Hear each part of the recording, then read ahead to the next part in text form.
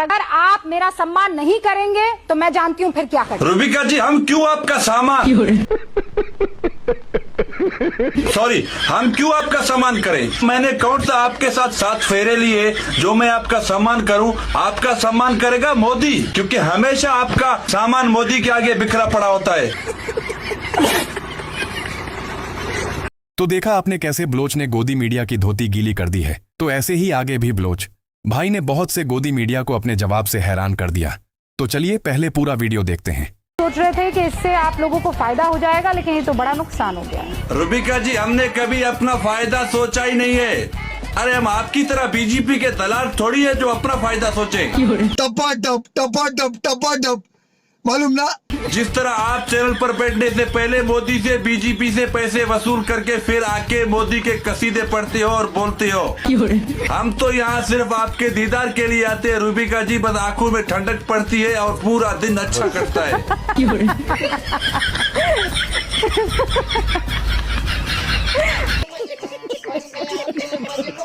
America का साथ देना कोई ऐसा गुनाह नहीं है कि आपने अमेरिका का साथ दिया लिहाजा आपके ऊपर मिसाइल डाली जाएगी। गोरफारी, अगर तू अपनी मूछे कटवाने की बजाय अपना नाक कटवा देता ना फिर अच्छा था। मतलब वो अलग ही लेवल का बंदा था। अभी तक तुम अमेरिका को सपोर्ट करने की बात कर रहे हो और तू कहता है कि मैं इंडियन हूँ।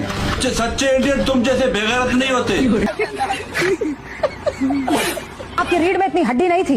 हाँ, ये 206 हड्डियां आपके बदन की कहाँ चली गई? रूबिका जी, आपको जो चीज चाहिए उसमें हड्डी नहीं होती, उसमें सिर्फ गोश्त और कुछ नसें होती है।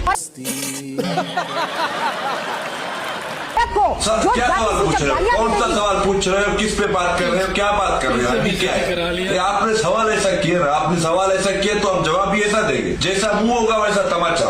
आपने कहा था कि जिस दिन बांग्लादेश अलग हुआ पाकिस्तान से 71 में, आप कहा थे आपके जिस्म की हड्डियां कहाँ चली गई। मैं तो पैदा ही 97 में हुआ, बांग्लादेश अलग हो गया 71 में। आप मुझे क्या पता कैसे अलग हो गया? हम तो तारीख पढ़ रहे हैं कि ऐसे अलग हो गया। इंडिया की बुज़दिल फौज ने ऐसे हमला किया पीठ पीछे पाकिस्तान के फौज पर, और बांग्लादेश के शेख मुजीबुर रहमान ने गद्दारी की।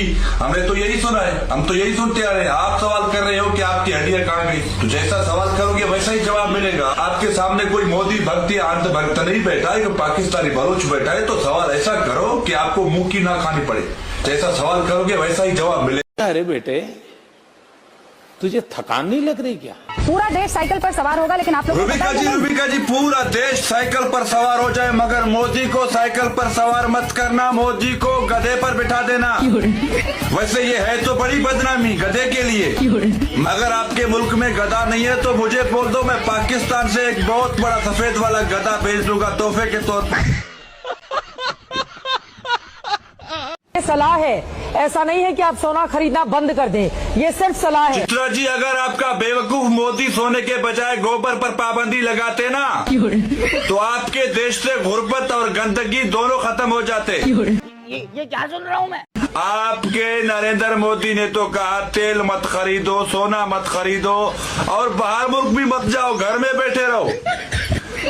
अरे बेवकूफ, जो लोग घर में बैठेंगे ऐसे ही बैठेंगे, वो मशीन नहीं चलाएंगे।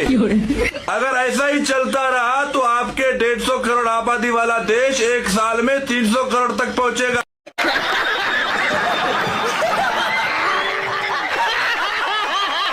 आतंकवादी हिंदू कौन से हैं? आप जैसे बीजेपी के दलाल और नाथूराम गोडसे के नाजायज औलाद। तेजस्वी लोग हैं हमारे पास, कितने शानदार विचार रखते हैं जी। वो नाथूराम गोडसे जिन्होंने महात्मा गांधी का कत्ल किया बेदर्दी से, आज उस नाथूराम गोडसे को तुम लोगों ने हीरो बनाया, अंध भक्तों ने और तुम जैसे बीजेपी के दलालों ने। आप नाथूराम गोडसे के नाजायज औलाद हो। आप जो कह रहे हैं आप हैं नहीं है, दूसरे जो आतंकवादी हैं तुम जैसे लोग नाथूराम गोडसे के नाजायज औलाद हैं, अंध भक्त बीजेपी वाले। आज के लिए फिलहाल इतना ही। आपकी तरह मैं भी मायूस हूं, लेकिन उम्मीद पर दुनिया कायम है। दिल दुखा है लेकिन टूटा तो नहीं है, और उम्मीद का दामन छूटा तो नहीं है।